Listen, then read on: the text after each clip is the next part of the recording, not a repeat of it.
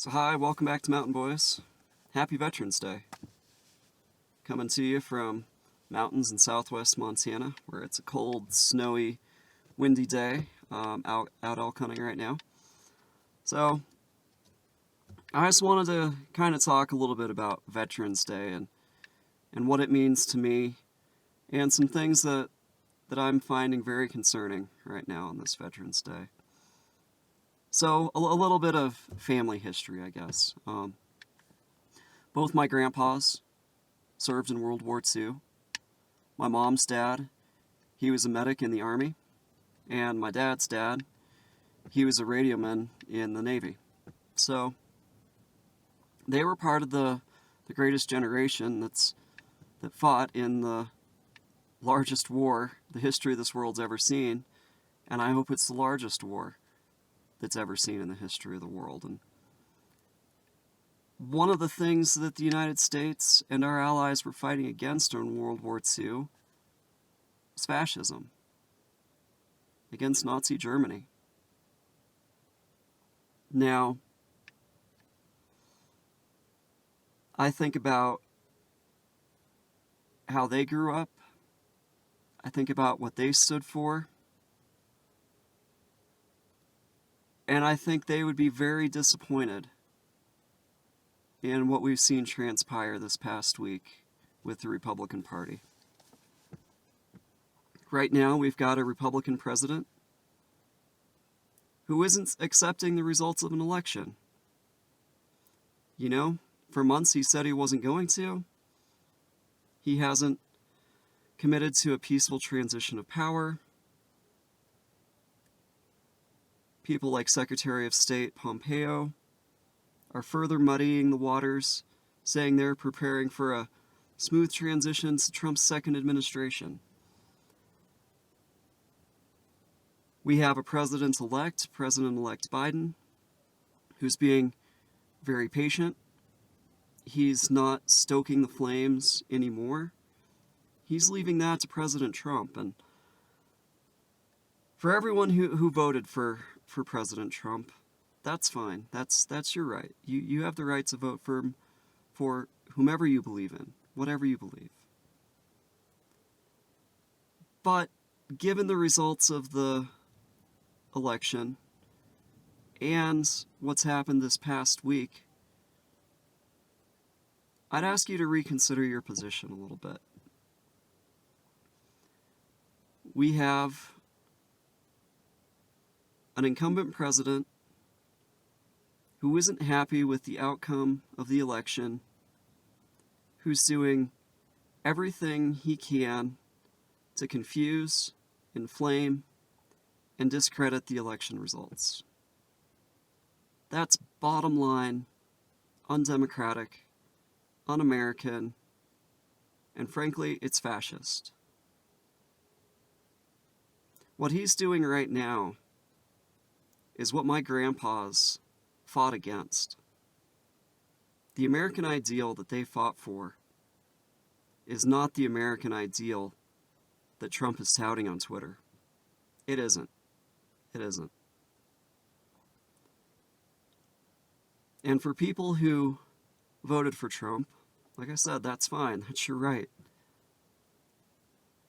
Consider what he's doing to the country now.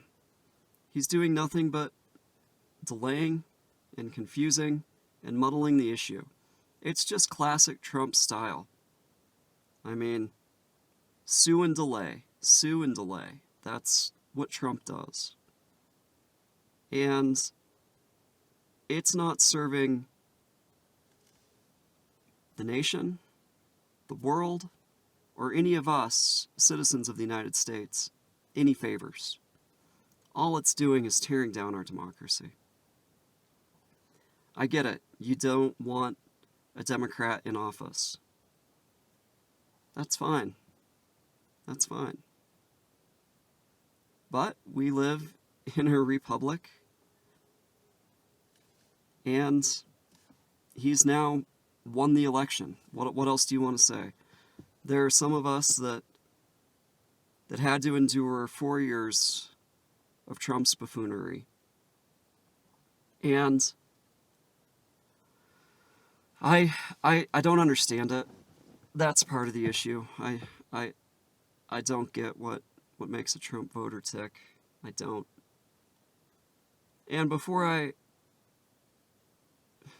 get a lot of hate for this, know that I'm not even a Democrat. No. I'm a registered libertarian.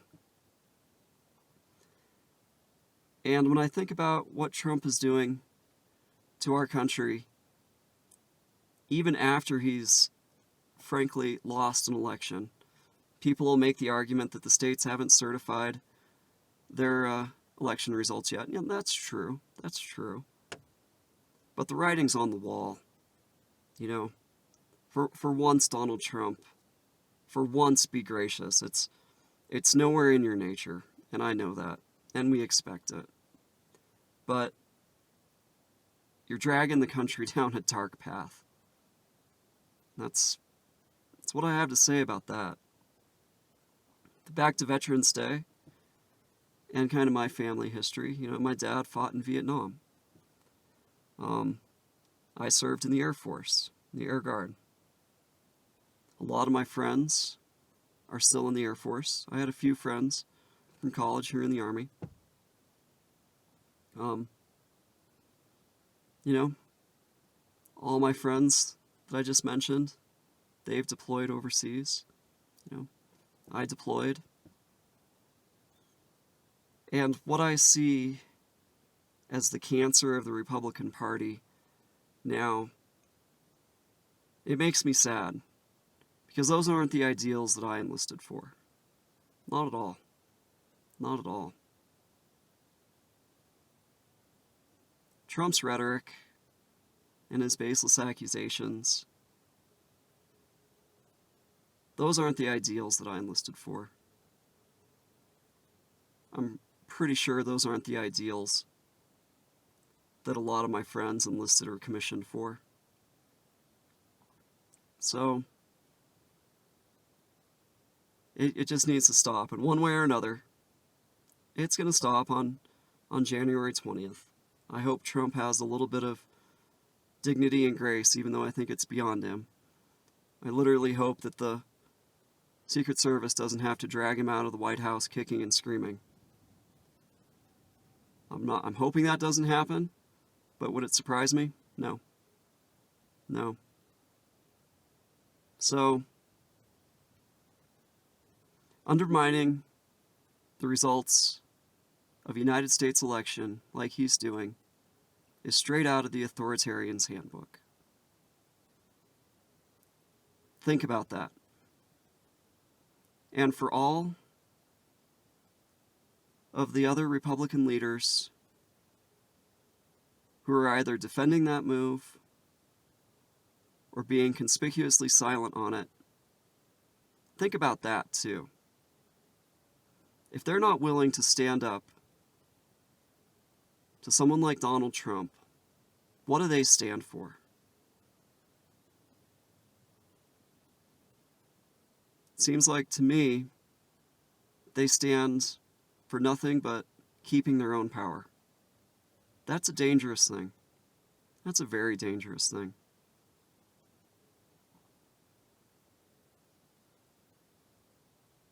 As an average American, I'm concerned. I'm hoping that a lot of my fellow citizens are concerned too, but it seems like nearly half of the country is on board with this and the march toward fascism. No, don't do it. This is Veterans Day. Think about it. Our country spent too many lives and too much of our own blood to let someone like Donald Trump and the rest of the Tea Party crowd drag our country down.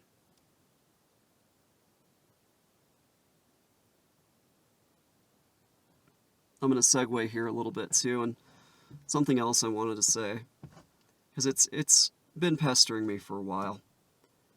And here in Montana,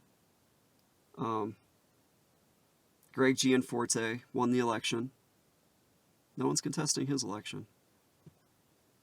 I'm not contesting his election. Gianforte won the election. Okay. I didn't vote for him, but okay.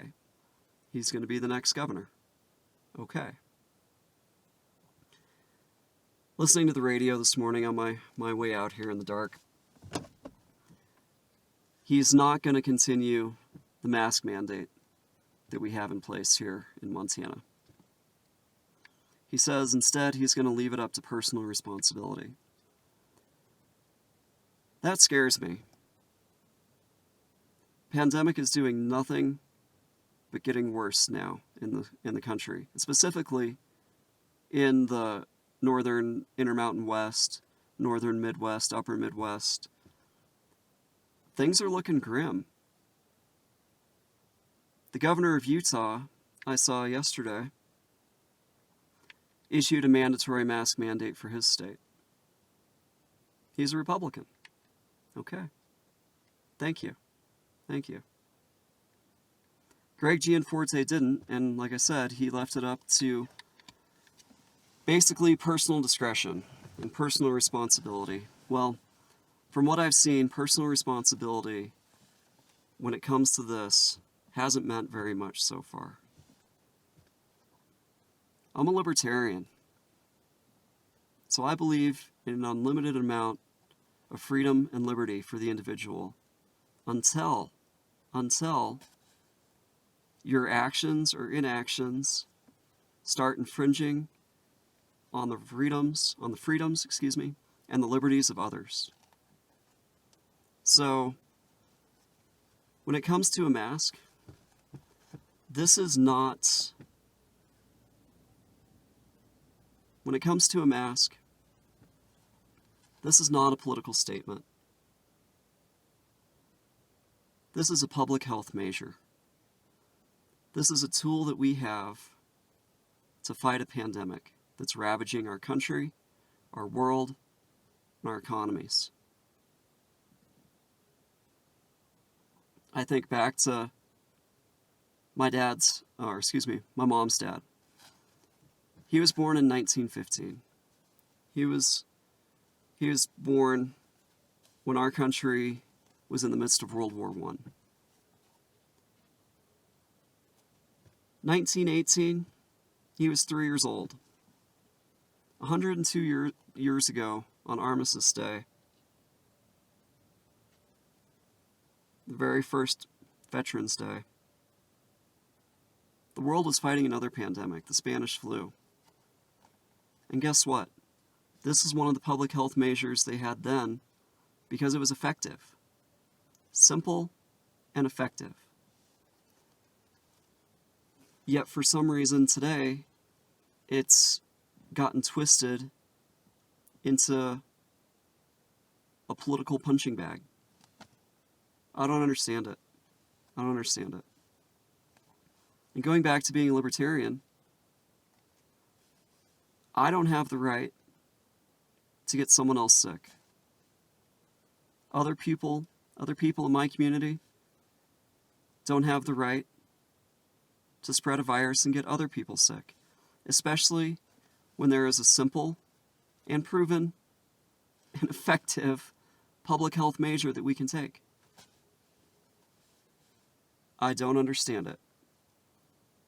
And for those in my community who aren't showing the personal responsibility to wear a mask, whether it be at the grocery store, in a gas station, at work, it makes me sad because it's very selfish and short-sighted. I feel like the biggest cries coming from a certain crowd that want our economy to open back up are some of the same individuals who say they have the right to not wear a mask. I don't agree with that. You're putting yourself, you're putting your neighbors, you're putting your family, you're putting your coworkers at risk. You don't have the right to put others at risk. No, you don't. And for those that, again, lack that personal responsibility, it's very selfish and short-sighted, like I said. Not wearing a mask, you're just going to drag this out longer, and it's going to get worse for everyone. And it's very selfish. In my opinion of people who don't wear a mask in public, my opinion of you is really diminished. So, do what's simple. Be kind. Do what's right by other people. That's all we can ask right now. So, that's about it.